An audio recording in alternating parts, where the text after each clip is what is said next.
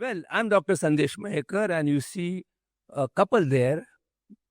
I was born with these two couple. One is Madhukar Mahekar and one is Sheila Mahekar. My father was a very visionary and very smart. Today I am here as a Dr. Mahekar, but if my father was alive, I would have been a chef. See what if you are the chef? And their mother is always smiling, though her husband died when she was just 40 and not knowing what to do because we were staying in a small chawl with 2 rooms, common toilet bathroom for 15 people, 4 siblings. Two of them were very intelligent, my two elder brothers. They were in IIT. And I was always told that you are a average student, but you are smart.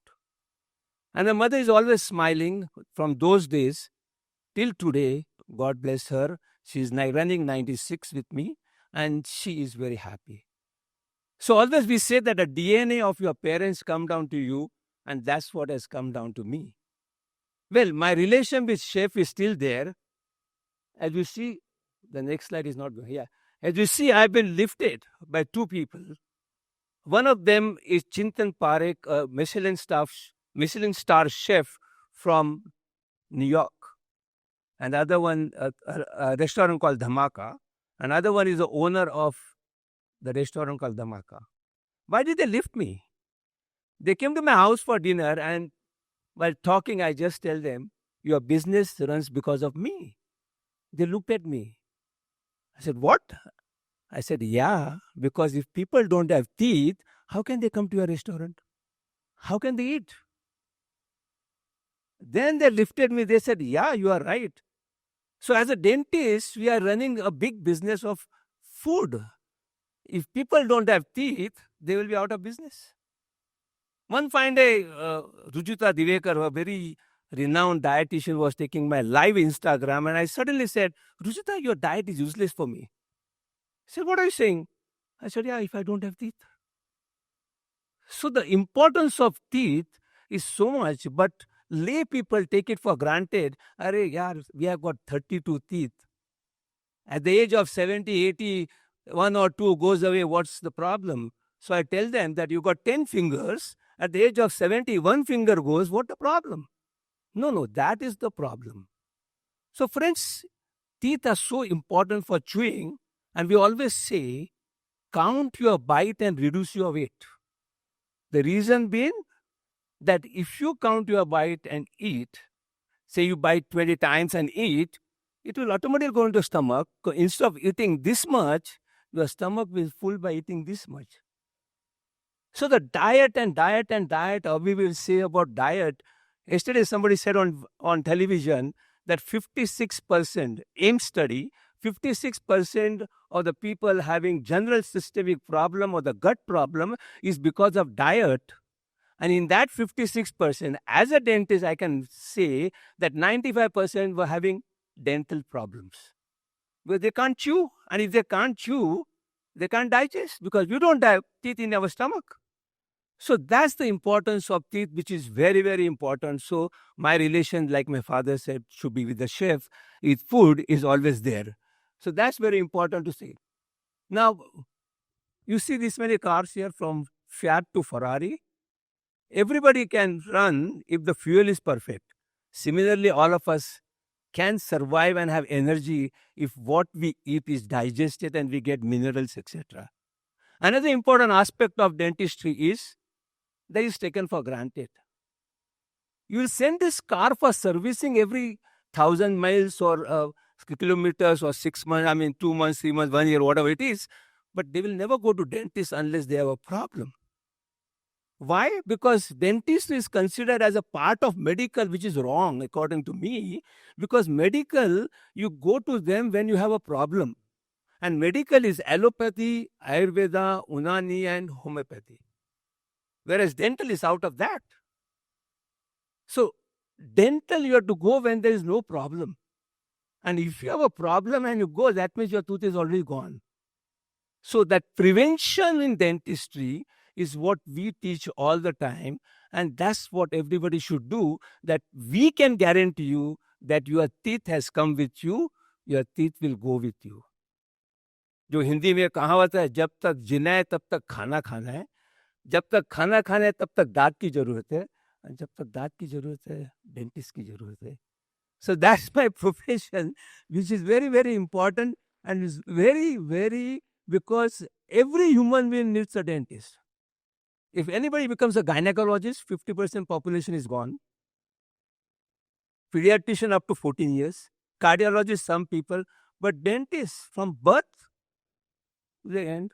दांत नहीं है तो भी dentist की जरूरत है, दांत है तो भी डेंटिस्ट की जरूरत है. So that's the profession which I am in, and I'm very proud of my profession. Sorry, this went back. So how did I get this profession into a different tangent? I joined dentistry just because when my father died when I was in school, I was told to be that I'm an average student. But that year, my father died in January 29th, and my exam was on 15th March, and I scored 100 out of 100 in maths, and I got first class, etc. So family said, well, we have got 2 engineers, why don't you become a doctor? So I applied for medicine, dentistry, Unani, allopathy, homeopathy, everything I applied for, OTPT also, veterinary also, and I got dentistry when I didn't know there was a dental college. When I joined dentistry, I said I focused dentistry. As I didn't have money because we have to save a lot of money, my expenditure was 30 paisa a day during my college 5 years. So forget about having a girlfriend. I didn't go out anywhere. It was just having 30 paisa every day to run my day, but I was focusing on my dentistry. The biggest problem I have is that I can't buy hard anything. I have to understand the subject. And that's what very important in any medical field or pharma, anything. Understanding the subject is very important because patients don't ask you how many marks you got. They say, "Mujhe kya fayda? What's beneficial to me? Have you understood the subject?" So that was very important. So I focused. I should do dental camps, go there. What did I learn? I learned communication with poor people. And if you can convince the poorest poor to go to a dentist, you can convince anybody. So the soft skills, which we call today, in 1975-76, I realized that was a soft skill which I was doing. So I learned and I came out with what we call as the cycle. You know what cycle? 50%. If you fall this year, you fail. If you fall this year, you pass. But I passed understanding the subject. Then I was working with a senior dentist, and what I learned from them is very important. I used to go off during my postgraduate to go to him, and at 7 o'clock I used to get tired. So one HR director from Bombay then called me up, "Come here, you're tired." And I said, "Yeah." "Look at that old man. He's working since morning and he's smiling because he's enjoying his work." From that day onwards, I started enjoying dentistry. And till today, I enjoy dentistry and I'm very happy about that. The moment I enjoy, I don't think I'm working. And that's what I always tell everybody, enjoy what you do. Whatever you do, enjoy. And my father told me when he was telling me to become a chef, he said, whatever profession, vocation you take, you should be number one. So when I joined dentistry, I said, how do I become number one? You can't compare with your neighbor who's already 100%. So how do I become number one? You differentiate yourself.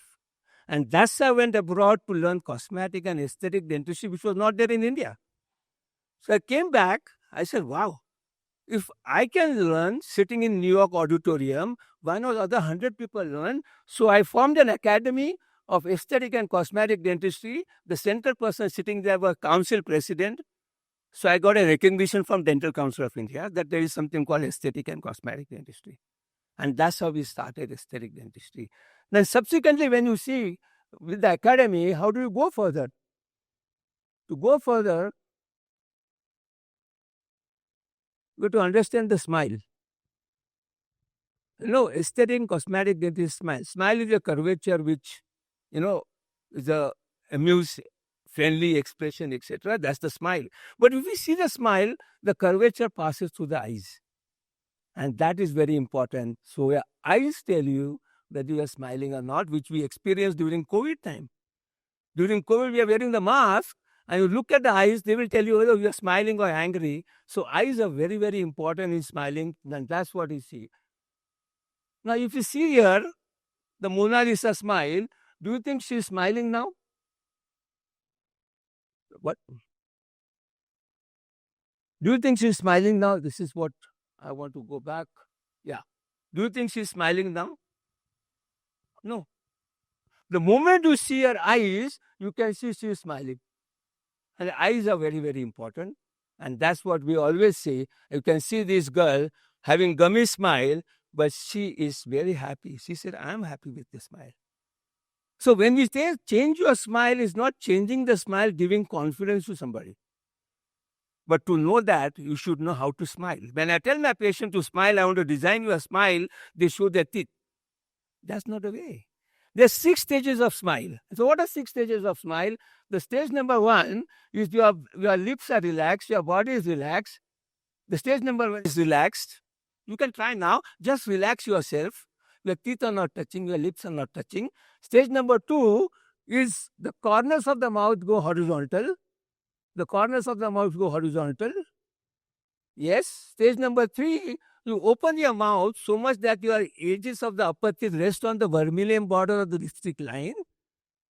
If you got a round face, don't open too much. You got elongated face, a round face, you open a little bit. Elongated, don't open too much. And then 4 is border, wider. 5 is wider. And 6 is the widest. That 6 is the widest. That's the smile. That's a 100% smile, but you don't keep 100% smile, then your cheekbone goes up, eyes are too small, and it's artificial smile. Come back to 5. You can see your features on the screen. The photogenic picture is the stage number 5 and 4. So that's the way you are supposed to smile. And that's what we did, the smile designing. You can see this girl before and after. You can see the smile. This is called smile designing, which we did in 96. And this was the first time in the country that we did something called taking the gums up, called CLP. I always say and ask myself, when was the last time you did something for the first time? And I want everybody to remember that. When was the last time you did something for the first time that makes you an innovator? So I took the gums up, I gave her a smile. As the technology increased, what we did was this smile, which is called ceramic veneers, laminate veneers. I give her a beautiful smile. So that's the way the smile comes in. So this is the smile which we have. So there are 3 smiles we have defined in the literature. The first is called designer smile, so aesthetic smile. I had a patient and I did that smile for her. She wanted straight white teeth. I said, they're not going to look nice. But she said, I want it. And I said, okay. She went somewhere else, got it done. And I said, wow, I should define something. So I defined that designer smile, wherein the designer clothes like this girl, and you can see the smile which merges with the face. That is aesthetic or designer smile, which is natural smile. The next smile is what we call as an attractive smile, which we give it for Bollywood people. Because if I ask you whose smile do you remember, Shah Rukh Khan, Abhishek Bachchan, or Akshay Kumar? Akshay Kumar, teeny teeth, dummy smile, but you remember.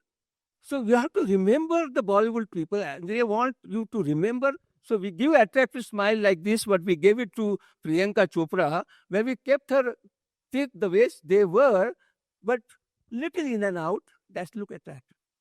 And the last is cosmetic smile. And when we say cosmetic style, straight white teeth, and that's what we give it to her, straight white teeth. This is the cosmetic smile, but this is also a cosmetic. What is this cosmetic? This is called theatrical. This one, after the act is over, she removes the makeup. So same thing we did for Bollywood. You can see the next slide. You see the Bollywood Shah Rukh Khan. We did it for a movie called Zero, where the canine was out, and I did it in his mouth, bonded it. I said, it will remain for 6 months, but you can't use chicken. He said, no, take it out. So I learned this in 1994 in NYU called theatrical dentistry, and I did that removal one, and I gave him a smile which looks like a smile which you can remove it, put it, and that's called theatrical dentistry, theatrical cosmetic smile. Now here comes Miss India into picture in 1992. Simple fracture build-up, a small build-up for a young, beautiful girl, the whole dentistry in this country changed. I did it for her because I wanted to do. She looked very beautiful after I did it. And I just said, I won't want to charge you. Luckily for us, I say us because the whole dentistry changed in this country. She was working in Times of India. So her boss came down, late Mr. Pradeep Bua. He was in charge of Femina and Filmfare. And when he come on the chair, we got dentists as a very good advantage of just talking to them where they can't speak. They have to only listen where their mouth is open. So I went on telling him there's something called cosmetic. He said, okay, I'll give one patient. He gave me first patient in 1993, 94 Aspu Susmita and all. 95, I got this Mantri Brar and I designed a smile and the terminology came into India, designing smiles. And that was the first time when it came into Bombay Times, the people realized that there is something called aesthetic, cosmetic, etc. And that's what we did. Then I started training Miss India. Till today, I trained them, became a judge for Miss India, so that it's not Sandesh Mahekar who's the judge, it's the dentist who is the judge. So we introduced smile in Miss India. We introduced smile in India, and then the smile is always the last thing, Designers was introduced, hairstylist was introduced, makeup was introduced. So I tell them, why smile is last? Because it's above all. When you see on the screen, you see the face, 80% is smile. So that's the smile we started giving them, and that's how it became very famous smile later on. So these are the Miss Indias, Miss World from Sushmita Sen till today. Everybody is a smile. We do it the way they want to get it done. Attractive, cosmetic, aesthetic, whatever it is. And that's the confidence we can give by giving the smile to these patients. Well, we also changed the smile of Mr. President. A president's husband, he had issues. He came down and we changed the smile. So the point here is how you brand yourself and how you market yourself. And marketing is letting people know who you are, what you do, how you do it. So if you market dentistry, who market it? I market it. So my name is first and the dentistry comes down. So if everybody start marketing dentistry, I think the profession is a great profession. It is already, but it will be greater than what it is today. So that's what we did. And here you can see after that, I decided to teach people. So Mr. Pramod Mahajan, IT Minister, that time came and opened my education center with D.Y. Patil. And he said, this is the guy who can keep my mouth shut, not even the Speaker of Lok Sabha. And that's the privilege of a dentist, to touch the face of a person, nobody can else touch it. So that's what we did it, and we started education and we educated people, n number of people, and that's what we did in our practice. Now, the technology is very important. We are talking technology today, but 1983, when I started my practice, I didn't have any money. I took a loan of about 3.5 lakhs. Today, people buy dental chair of 3 lakhs or 4 lakhs. I bought a dental chair of 1 lakh of rupees in 1983. 2000, this chair is 20 lakhs. And when the patient saw this, patients are dekh ke bahut khush ho gaye. But you like the interior? But the interior is good, but you have earned from us and spent on us. This chair is costing 20 lakhs in 2001. So the point here is, technology for the betterment of the patient is the useful technology. Technology for the betterment of the company and the technician is not a good. So use technology for the betterment of the patient. That is very important. This is another technology. Today we have got this where we can make a cap, 3D printing immediately within 1 hour the cap is there. But one thing we have to check, anybody who wants to get into technology, ROI, return on investment. If there's a return on investment, invest it. If there's no return on investment, be careful, because your charges, there is a difference, minor difference, but it's a major value. The only difference between expensive and costly. Expensive may not get the value, costly that you have invested so much money, for the cost factor has gone high, so it is costly. Like you can't say Mercedes is expensive. You can't say Rolls Royce is expensive. They're costly. They give value for the money. And that's what you have to explain to your clients and the patients, that we may be costly, but we are not expensive. There is a value for money what we do. And if at all that is expensive, if people feel dentistry is expensive, they make it expensive. If they come regularly for checkup, expenses X, small cavity 2X, don't go. Big cavity 5X, root canal 10X, crown 20X, implant 50X. Who made it expensive? You make it expensive, not me. So, friends, prevention is there, and regular checkups, if anybody goes, you can get into that. So this is the high technology. So now then comes the designer smile, etc. That's what we got into, digital designing, etc. But digital designing is good for those people who don't have aesthetic sense. Digital has got no emotions. That emotion artist emotion is with the hands and not with machine. So even the AI comes into picture, there will not be emotions. Howsoever you say, because emotion of every person change from morning to evening. Forget about every human being's emotions. So that is very important. So this is what is digital technology has come into market. This is what one can use as a guideline. AI and digital is guideline. Manual is always final. So that's what our digital technology is. Again, going back, you see, again, I'm showing you Fiat to Ferrari. Technology has changed the same way it has changed in the mouth. But wheels are still round. Wheels have not become square. So when the wheels are round, they carry the vehicle. Similarly, the muscles of mastication, muscles of mastication, they open and close. These are the muscles of mastication. They are the same. Now, if the muscles of mastication go into for a toss, your bite goes for a toss, you get headache, neck pain, shoulder pain, etc. And that's what is very, very important in our practice. So that I came to know in 1999. I visited the Tufts University and I saw that everybody was being treated by the splint, etc. I said, what is this? I was told spondylosis, and the spondylosis was a problem. So this was the thing. So this is what I graduated in 2008 at the age of 54 in TMD orofacial pain. That is what I did. And this is a patient in my book, which says that suicide was his mind because he has 16 hours sound in his ears. So that's what happened. We treated him. This is what a TMJ can do. This is what the guidance one should have. This is a normal guidance one should have, and this is what we did in our practice. So this is what is very important in dentistry today. And the last thing I want to tell you is that my book was launched by Chief Justice of India in Supreme Court conference hall because he had a complaint of tooth root canal was done, extraction was done, but his problem was in the muscles of mastication. So friends, this is what dentistry can take you. Thank you very much for giving me an opportunity and taking dentistry to a different level. Thank you.